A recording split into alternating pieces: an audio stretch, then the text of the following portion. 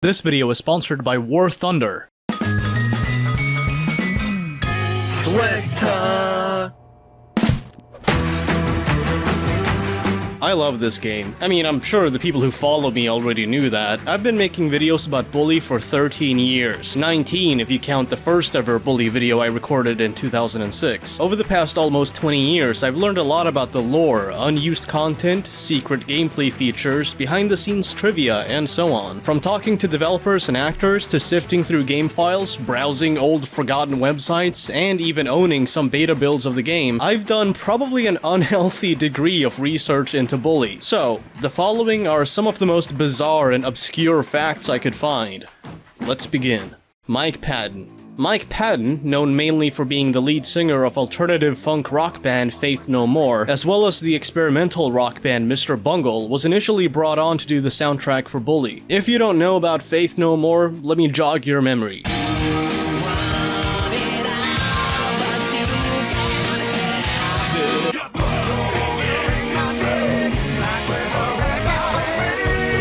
I guess after Rockstar got permission to use one of his songs for GTA San Andreas, they kept in touch and offered him a job as Bully's composer. For unknown reasons, Rockstar cancelled those plans and decided to hire Shawn instead. In a Destructoid interview, the interviewer asked him, "A while back, word was that you were providing music for the Rockstar game Bully. That obviously didn't pan out. What happened there? What direction were you taking the music?" To which Mike said, "I don't think I'm supposed to comment on that. I'll say this, I was very disappointed. I was really looking forward to doing that. I love the games they put out. I would not rule out working with them in the future. They are one of the best." Although he ultimately got replaced by Shawn, Mike Patton would go on to voice act for Valve. In Portal, he played the role of the Anger Core, and most notably, at least in my opinion, in Left 4 Dead 1 and 2, he provided voices for the Common Infected, the Smoker, and the Hunter.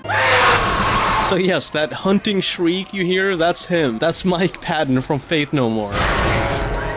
Okay, so I think Shawn did a phenomenal job with Bully's score, and the Bully OST is rightfully viewed as one of the most beloved video game scores of all time, but I can't help but wonder what it would have sounded like had Mike Patton been in charge. The game was originally going to have a much grittier and cruel tone, so it is possible that as the vibe shifted to something much more playful and fun, Rockstar simply felt that Shawn Lee's groovy and electronica-heavy style would be far more suitable. I'll have more on this later in the video, by the way. Officer Williams. In Bully, there are 4 police officers. One of them, Officer Williams, is played by Chad Coleman. If that name rings any bells, then you might be a zombie fan, seeing as how Chad Coleman played Tyrese Williams in The Walking Dead, and this is insane to me, he also played Coach in Left 4 Dead 2. This used to be a nice neighborhood! Who the hell puts an evac station up 30 flights of goddamn stairs? Come on, Coach. Maybe the helicopter. Maybe it's made of chocolate. A couple years after the release of Bully, Rockstar Games did bring back Chad Coleman to do the announcer voice for the K109 radio station in Grand Theft Auto 4. He's a really good actor in my view. It's kind of amazing to me how I've played all of these games, I used to watch the TV show, and yet, like most people, I never made the connection. This is not gonna end well for you! Before we dive into some more Bully trivia, I want to give a thank you to War Thunder for sponsoring this video. If you're into blowing stuff up, and let's be honest, who isn't, then you should definitely check out War Thunder, the most comprehensive vehicle combat game ever made. War Thunder is available for free on PC, PlayStation, Xbox, and even mobile. With an enthusiastic community of over 95 million players, the game features over 2,500 vehicles, including tanks, fighter jets, helicopters, and even ships. Stunningly detailed vehicles, realistic graphics, authentic sound effects, and a ton of customization options. And although I'm not much of a pilot, I've thoroughly enjoyed knocking my enemies out of the sky. And this is big thanks to the X-ray view feature, which shows me in detail exactly what happened when either I or my targets have been destroyed. For new and returning players that haven't played for at least 6 months on PC and console, you can click a link in the video description to get a massive bonus pack available for a limited time only. The pack includes 7 days of premium accounts. And here's a pro tip. Depending on your taste, you can switch the language to get a different bonus, like 3 premium US vehicles or 3 German vehicles. The pack also gives you an exclusive vehicle decorator, the Eagle of Valor, and 100,000 Silver Lions. All you need to do to get started is sign up using the links in the pinned comment or video description.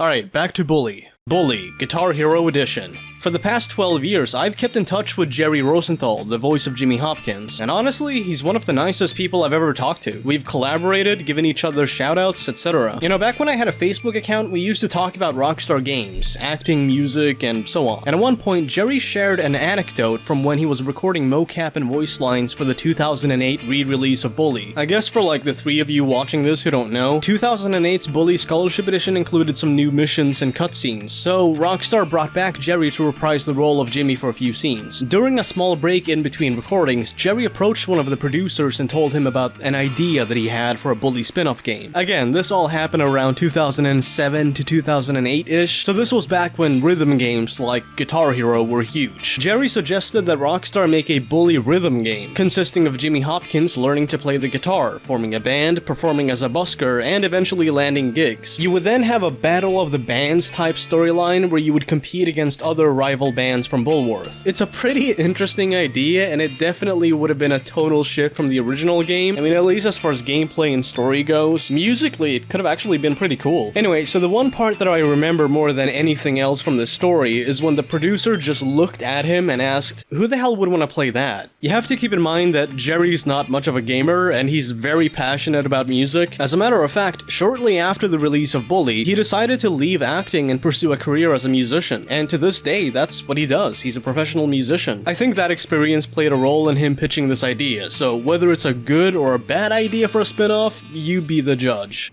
Here's the thing.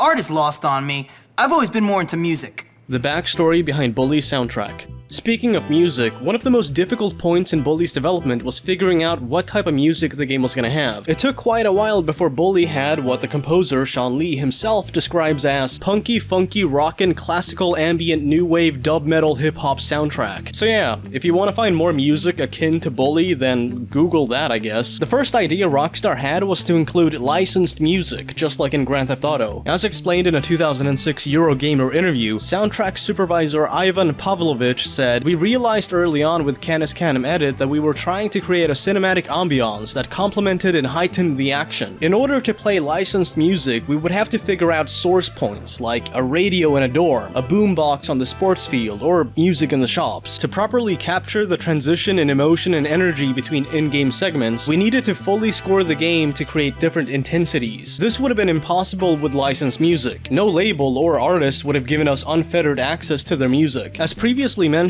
Mike Patton was brought in to produce the soundtrack, before Rockstar then opted to hire Shawn instead. Upon being asked by Pavlovich in an email to compose a score for Bully, Shawn happily accepted the offer. At this point in Shawn's career, he had done some soundtrack work on The Getaway. Fun fact, one of the samples used for the Halloween theme in Bully was also used in The Getaway.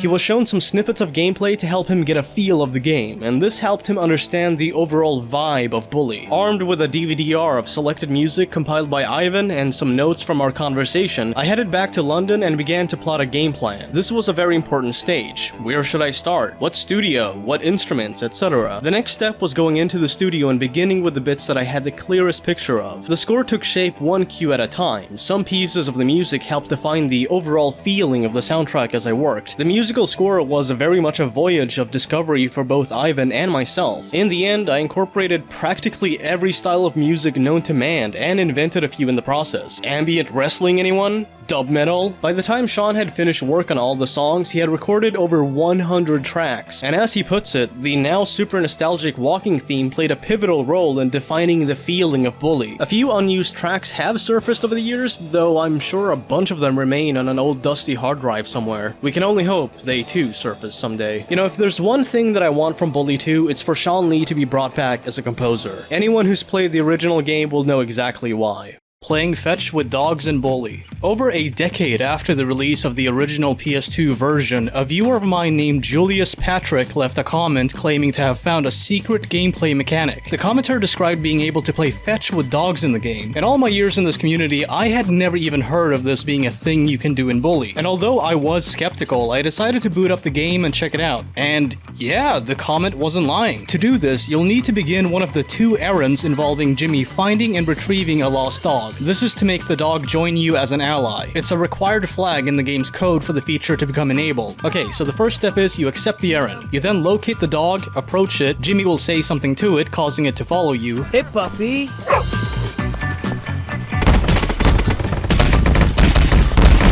And then a greaser shows up and ruins the whole fucking thing.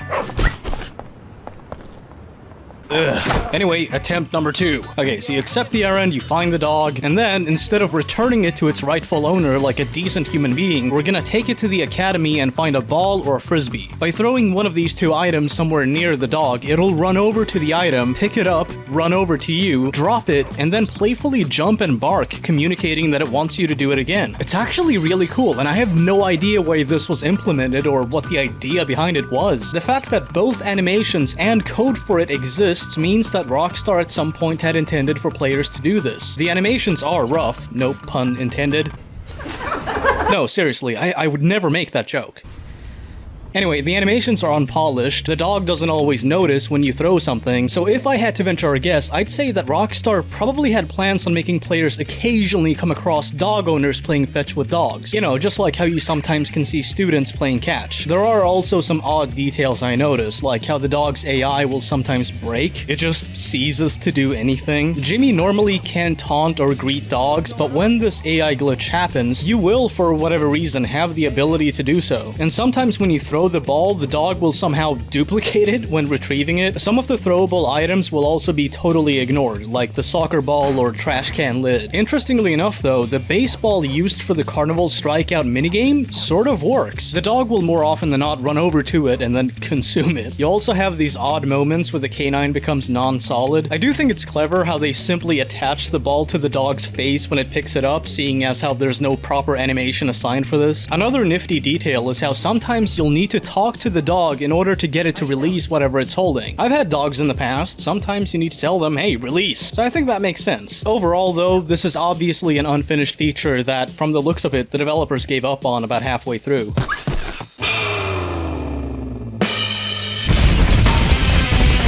Anthony Macbain's voice acting. Anthony Macbain played a big role in the visual designs, illustrations, and concept art used for many of Rockstar's games. He was first brought on to work on Grand Theft Auto San Andreas, and over the years he'd make art for GTA Liberty City Stories, Vice City Stories 4, episodes from Liberty City, Chinatown Wars, Max Payne 3, GTA 5, Red Dead Redemption 1 and 2, and, of course, Bully. The character art in Bully, much like any other art he's done for Rockstar, has become iconic, and it's instantly recognizable for anyone familiar with Rockstar's catalog, so it may surprise some of you to learn that Anthony Macbain also voiced a character in the game. The character he played is Freely, one of the carnies found in Billy Crane's Traveling Carnival. In my opinion, this is one of the most overlooked characters in the game. Freely's got a criminal past, and the reason for him working at the carnival is likely due to a gas station robbery attempt gone wrong. He's on the run and the police are onto him, so he's staying off the radar by keeping a low profile at the carnival. Nobody would guess that plain old carny Freely is actually the great gas station bandit. Oh, and I thought life as a fugitive would be fun. You'll see why I spent so much time in solitary if you don't shut up. They called me Ferocious Freely back in the big house. If I keep a low profile, the sheriff will never find me. Control yourself, Freely. I don't want to go back to jail. Prior to the failed gas station attempt robbery, Freely did some time in prison, and seeing as how Bullworth doesn't have a prison and the game takes place in the same universe as GTA and Manhunt, I would assume that he did time in either Carcer City, San Andreas, or Liberty City. And as a final mini fun fact, Anthony Macbain also made the maps you see in Geography class in Scholarship Edition. Well, there you have it. 6 obscure and bizarre facts about Bully, also known as Canis Canem Edit. Thanks again to War Thunder for sponsoring this video. You can play it for free on PC, PlayStation, Xbox, and on mobile by using one of the links in the pinned comment or video description down below. If you've never played this game before, or haven't played in the past 6 months, then you can get a massive bonus pack across PC and console, consisting of multiple premium vehicles and in-game currency, just to name a few. If you enjoyed this video, please give it a like, and I'll consider making a follow-up. And hey, if you are new to this channel, then you can always subscribe for more Bully content. I also cover other games by Rockstar, so feel free to check those videos out as well. Oh, and by the way, big thank you to my channel members for supporting my videos. Ben Struble, Jake Johnson, Yippee, GreenX, Riley Who, Wardog1220, Zarpies, Volts, BardyX Official, Double X2, Andre, Majin151, Nerds Need Love 2, Super Wired Cat, Rally Baked 24, Cartel 14, Benji Briggs, Adam Lesnar, Shawn McCabe, Jamcast, and Crimson Mask. If any of you watching want to have your names read at the end of my videos just like this and get access to some additional membership perks, then please consider becoming a channel member. Thank you and have an awesome day. Peace out.